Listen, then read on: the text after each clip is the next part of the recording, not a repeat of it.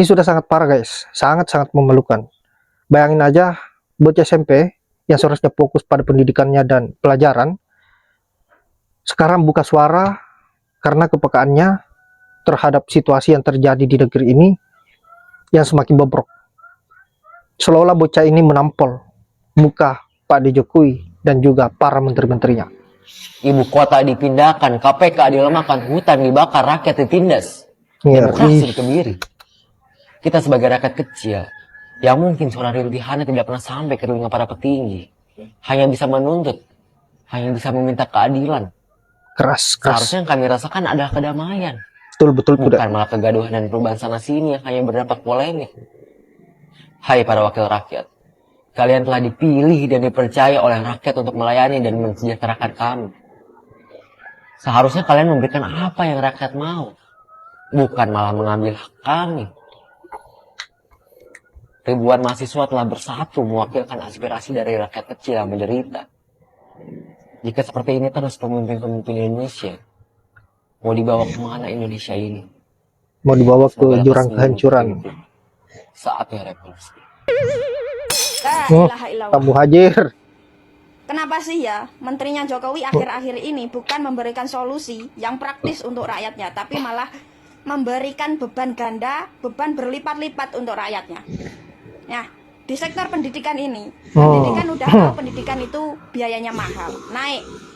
Muhajir Effendi bukan menekan presiden untuk menurunkan biaya pendidikan, tapi malah mendukung mahasiswa untuk pinjol. Otaknya gimana? Hah? Sedangkan kita semua tahu seresmi-resminya perusahaan pinjol, bunga per hari mereka yang dibebankan untuk peminjam itu sebesar 0,4% per hari.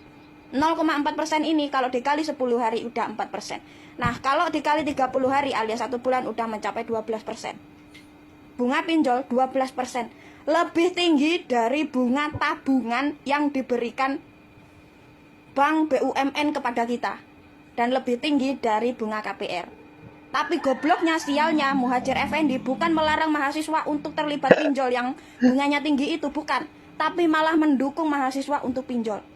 Ini otaknya di mana? Nah, dari usulan Muhajir Effendi ini kita semua sadar ya, ternyata pendidikan itu bukan hak segala bangsa. Seperti apa yang dikatakan oleh pasal yang tertera di Undang-Undang Dasar 45. Karena di sini pendidikan sudah dikonversikan, sudah dibelokkan tujuannya menjadi ladang bisnis oleh pemerintah. Dan yang diuntungkan di sini adalah lembaga yang menampung biaya pendidikan para mahasiswa sekaligus perusahaan pinjol. Dan mahasiswa yang pengen mengenyam pendidikan yang lebih tinggi yaitu masuk universitas malah dijadikan sapi perah. Mahasiswa yang pengen menjadi pintar masuk universitas bukan diberikan kemudahan, malah dijadikan sapi perah oleh pemerintah. Inilah jahatnya pemerintah. Kenapa jahat? Karena sebenarnya pemerintah itu tahu bahwa tingkat pendidikan di Indonesia itu rendah. S1, S2, S3 itu rendah. Dan yang masuk dunia pendidikan universitas itu hanya 10%, selebihnya putus di tingkat pendidikan SMA, SMK, dan SMP. Udah tahu pendidikan Indonesia itu rendah, tapi sialnya pemerintah masih bisa dan tega sampai hati menaikkan biaya pendidikan menjadi kebutuhan tersier. Dan mahasiswa yang nggak punya uang tapi pengen kuliah malah didukung untuk pinjol. Artinya masyarakat atau rakyat itu sebenarnya dibebani beban ganda oleh pemerintah. Dan pemerintah mewajibkan rakyatnya untuk mencari solusi sendiri atas masalah yang sebenarnya pemerintah yang membuat.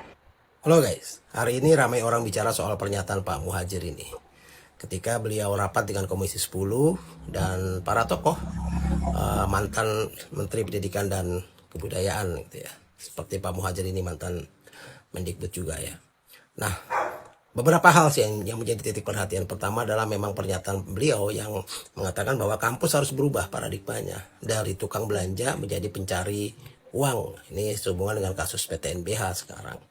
Dan lalu ketika beliau berkelakar bilang bahwa pada saat wisuda itu adalah kesempatan yang paling baik untuk menarik uang sebanyak-banyaknya. Karena orang tua sedang bahagia, anaknya mau wisuda, dikasih harga tiket berapa aja pasti dibeli. Pak Muhajir, bisa dapat satu truk gitu ya. Dari kampung ke kampus gitu. Ya silakan saja asal beli undangan. Seolah-olah segampang itu kita mencari uang. Lalu berikutnya soal pinjol gitu. Dikatakan bahwa ya nggak apa-apa mahasiswa menggunakan pinjol sebagai media untuk alat bayar untuk biaya pendidikannya. Yes. Begini, ada beberapa hal yang menurut saya harus kita perhatikan sih. Begini, karena menurut saya pendidikan, kesehatan ini adalah bagian yang harusnya menjadi bagian pelayanan dasar dari pemerintah. Harusnya ini adalah hal basic yang harus menjadi pelayanan utama bagi pemerintah. Kalau memang pemerintah ingin membangun SDM rakyatnya. Nah, belum lagi masalah ekonomi. Nah, saya nggak ngerti ya kenapa kok belakangan ini banyak sekali pernyataan-pernyataan aneh dari para menteri ya, setelah kemarin Menkominfo gitu yang sudah banyak banget kita bahas itu, yang menurut saya sangat ajaib sih sampai akhirnya menyerah, tapi kemudian hackernya yang menyerah gitu. Lalu sekarang ada pernyataan dari Pak Muhadjir ini. Karena begini, sebenarnya apa sih yang harus diperbaiki gitu dari dunia pendidikan kita? Karena menurut saya tujuan dari pendidikan kita ini seharusnya kita bisa melahirkan generasi yang di samping berpendidikan juga bermoral. Kita bisa melahirkan generasi yang mau dan bisa bekerja sama satu sama lain, punya kesadaran untuk saling membangun masa depan gitu, dan melahirkan generasi yang peduli ya kepada masa depan bangsanya. Jangan sampai kita melahirkan generasi yang hanya bisa jadi penjilat saja. Ketika dia bekerja, dia merasa bahwa dia bekerja karena atasannya, sehingga lupa dengan tujuannya untuk membangun negara. Bahkan ada gitu ya, orang-orang yang bekerja di perusahaan negara gitu ya, yang memang bekerja jelas-jelas untuk negara, tapi dia merasa bahwa dia bekerja untuk atasannya, sehingga rela disuruh apa saja oleh atasannya. Entah itu baik dan buruk, yang penting perintah atasan laksanakan, tidak peduli dengan masa depan bangsa kita ini. Nah, inilah yang harus kita hindari. Maka pendidikan yang baik ini wajib bagi seluruh rakyat seharusnya. Karena dengan biaya setinggi itu, ya, biaya kesehatan setinggi itu, bahkan harga obat nih kata Pak Menteri Kesehatan 5 kali. Ya di negara Indonesia ini 3-5 kali lebih mahal dari Malaysia, tetangga kita. Bagaimana kita bisa membangun generasi yang kita impikan itu? Nah, belum lagi masalah kemarin ya BKKBN yang bilang bahwa angka kelahiran menurun. Nah, sebenarnya masalahnya bukan karena orang-orang tidak mau punya anak, tapi orang-orang takut untuk memiliki anak. Kenapa? Karena biaya yang begitu besar, living cost yang besar, biaya pendidikan, biaya kesehatan, kuliah gitu. Belum lagi masalah-masalah di lingkungan dan pekerjaan yang semakin sulit. Seharusnya masalah inilah yang menjadi concern pertama, concern awal dari pemerintah. Jangan hanya sibuk untuk bagaimana caranya mendapatkan uang dari rakyatnya. Oke lah, kalau misalnya pemerintah sudah memutuskan PTNBH gitu, bahwa kampus bisa mencari uang bagi kebutuhannya sendiri. Tapi tolong mencari uangnya tidak dengan mengeksploitasi mahasiswanya gitu. Misalnya ya bisa saja mencari uang dengan menerbitkan karya-karya ilmiah lalu dijual, ya proyek-proyek yang bisa menghasilkan, event-event pendidikan, seminar-seminar yang berbayar gitu, yang bisa menghasilkan bagi kebutuhan kampus gitu.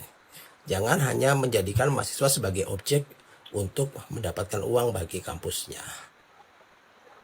Salam. Salam.